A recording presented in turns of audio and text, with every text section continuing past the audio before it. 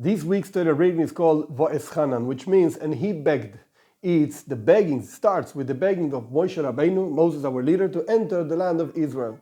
We know he did not enter and so on. Now, this parsha, this week's reading, has many fundamental concepts in Judaism. Like, for instance, the Ten Commandments, with all its meaning and so on. For instance, Shema Israel, hear Israel, the unity of God, and so on. But there's one verse that our sages offer different explanations, and we will explore these explanations, how they apply to us. The verse is regarding the Ten Commandments in Hebrew, Kol Gadol V'lo Yasaf, that the voice of God was a very strong voice that did not interrupt. Now, we do know that the voice of God got interrupted. If you go to Mount Sinai, wherever that is, you're not going to hear God talking over there. So, what does that mean that the voice of God was a strong voice that did not interrupt? So one explanation our sages offer is that the voice of God was in such a way, such a powerful voice, so to speak, that had the power, the strength to be translated into 70 languages.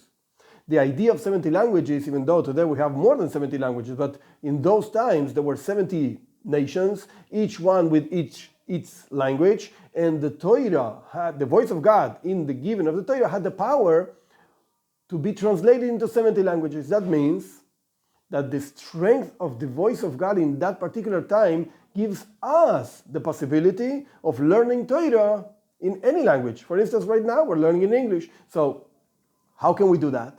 Torah is such a holy thing. It's the voice of God. It's the word of God and so on. So since the voice of God in the giving of Torah was such a strong voice, it carried, so to speak, the strength to be translated into any language.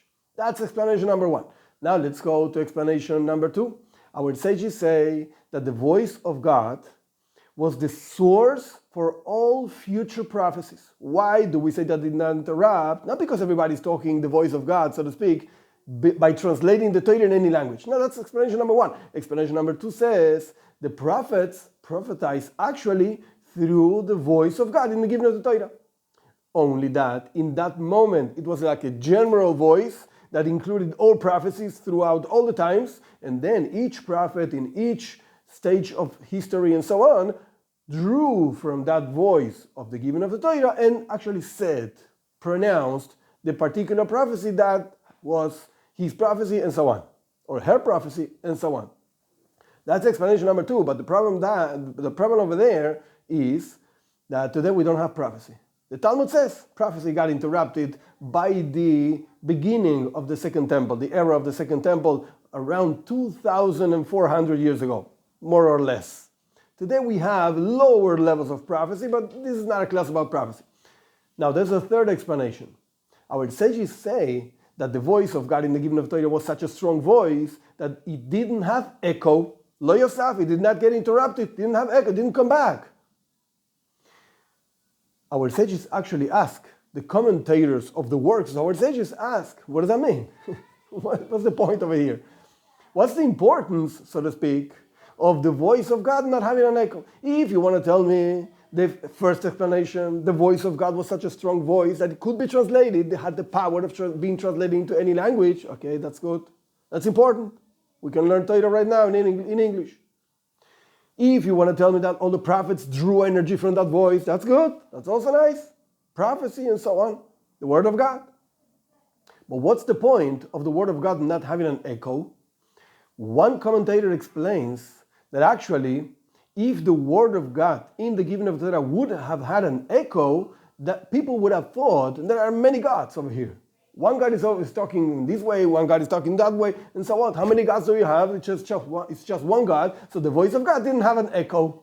Lo Yosaf did not get interrupted, so to speak, by anything. It didn't come back and so on. However, everybody knows that echo is not like a different voice. It sounds exactly the same as the person talking. It's just an echo, and it's just a few seconds afterwards and so on.